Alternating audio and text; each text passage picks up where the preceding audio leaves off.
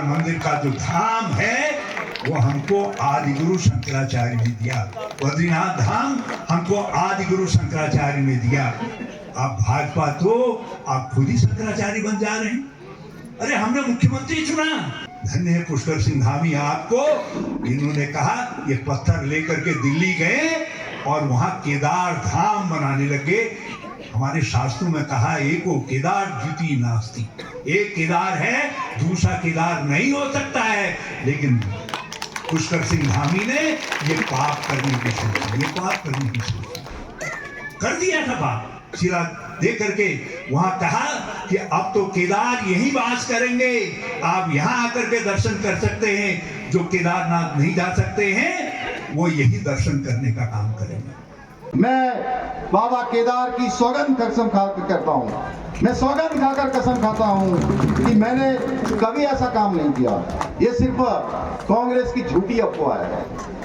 हम तो यात्रा को बढ़ाने के लिए लगे हुए हैं। हाँ, दिल्ली में बसे हुए कुछ उत्तराखंड वासियों ने, कुछ प्रवासियों ने मुझे दिल्ली में एक मंदिर के उद्घाटन के लिए बुलाया था, परंतु जैसे ही हमें यह एहसास हुआ कि उन लोगों ने इस मंदिर का नाम केदारनाथ मंदिर रखा है, हमने तुरंत मंत्रिमंडल की बैठक बुलाई और मंत्रिमंडल की बैठक बुलाकर हमने एक सख्त प्रावधान कर दिया, मंत्रिमंडल ने पारित कर दिया कि कोई भी हमारे चार धामों के नाम से कहीं कोई इस प्रकार के मंदिर नहीं बना पाएगा, इन चार धामों का कोई उपयोग नहीं कर पाएगा। भाइयों बहनों, हमने सुनिश्चित किया केदारनाथ, बद्रीनाथ, गंगोत्री और यमुनोत्री के नाम से कोई भी मंदिर या ट्रस्ट नहीं बनेगा। अगर किसी ने चार धाम के नाम से ये मंदिर बनाने की कोशिश की, ट्रस्ट बनाने की कोशिश की, उसके खिलाफ कठोर कार्रवाई की जाएगी। आज ये जो कांग्रेस के लोग हैं, ये जो झूठी अफवाह फैला रहे हैं, उनसे मैं पूछना चाहता हूं, आज इस मंच से मैं पूछना चाहता हूं कि फरवरी 2015 में जब हरीश रावत जी ने मुख्यमंत्री रहते हुए और गणेश गोदियाल जी ने बीकेटीसी के चेयरमैन रहते हुए मुंबई के बसाई में बद्रीनाथ मंदिर का निर्माण हुआ था कि नहीं हुआ था, वो बताएं लोगों को। उनको बताना चाहिए कि इसमें सच्चाई क्या है, उस समय क्या मंदिर बना था कि नहीं बना था। जनता पार्टी के नेता जो भी इस बात को कह रहा है वो उत्तराखंड के लोगों के साथ छल कर रहा है, बाबा केदार के साथ छल कर रहा है, बाबा बद्री के साथ छल कर रहा है, हमारे आराध्य देव बद्रीनाथ के साथ छल कर रहा है। गणेश गोदियाल का कोई भी इन्वॉल्वमेंट अगर उस तथाकथित जो आप कह रहे हैं वहाँ एक दिन की प्रेजेंस भी अगर गणेश गोदियाल की इस रूप में मिल जाए कि किसी कार्यक्रम में मैं वहाँ शिरकत करने गया तो मैं सार्वजनिक जीवन से त्याग पत्र दे दूंगा। मैं बद्रीनाथ टेम्पल कमेटी का अध्यक्ष था। मुझे कुछ लोगों ने कहा कि हम एक बद्रीनाथ मंदिर बना रहे हैं, आप वहाँ मुख्य अतिथि के रूप में आइए। मैंने कहा बिल्कुल नहीं, मेरी दृष्टि में बद्रीनाथ मंदिर बद्रीनाथ है। मैंने बिल्कुल मना कर दिया और मैं कहीं नहीं गया जी।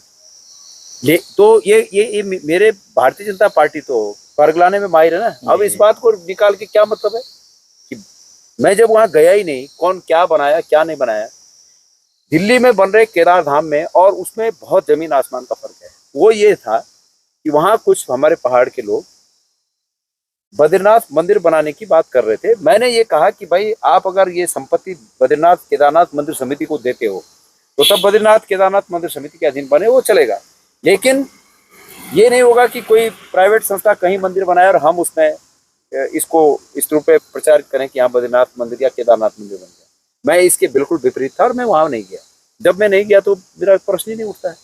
और दूसरी बात है, मूल रूप से वो एक कम्युनिटी हॉल है, शादी का हॉल है। उसके 7-8 साल बाद एक शादी में मुझे निमंत्रण आया, मेरे परिचित हैं, एक रावत जी मेरे नज़दीक के हैं, उनके बेटे की शादी थी और मुझे शादी का कार्ड आया। मैं शादी में वहाँ शामिल होने गया। जब मैं शादी में शामिल होने गया तो तब लोगों ने बताया कि ये वही जगह है जहाँ ये मंदिर बन रहा है। बेसिकली वो एक कम्युनिटी हॉल है और उस कम्युनिटी हॉल की एक तरफ मंदिर भी उन्होंने बना रखा है। तो वो वहाँ हमारे लोगों ने, जो प्रवासी हमारे उत्तराखंडी लोग हैं, उन्होंने अपने लिए एक सुविधा का निर्माण किया है। उसको इस प्रकार से तुलना नहीं की जा सकती।